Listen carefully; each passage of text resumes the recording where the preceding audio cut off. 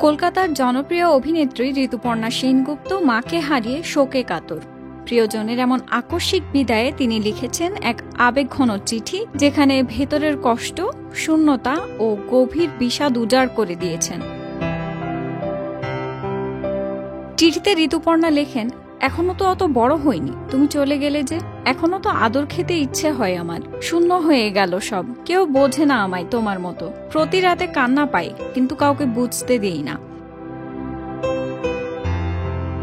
মায়ের সঙ্গে কাটানো ছোট ছোট স্মৃতি তাকে তাড়া করছে বারবার। প্রিয় লেখক সমরেশ মজুমদার ও সঞ্জীব চট্টোপাধ্যায়ের বইয়ের কথা উল্লেখ করে তিনি প্রশ্ন করেন, পরলোক কেমন মা?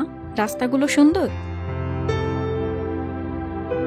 তিনি আরও লেখেন, জীবনে অনেক সমস্যার সম্মুখীন হয়েছ, কিন্তু আমাদের গায়ে আঁচ লাগতে দাওনি। সব বাধ্যবাধকতা ছাড়িয়ে তুমি চলে গেলে। রাতের তারাদের মধ্যে তোমার ঠিকানা খুঁজি।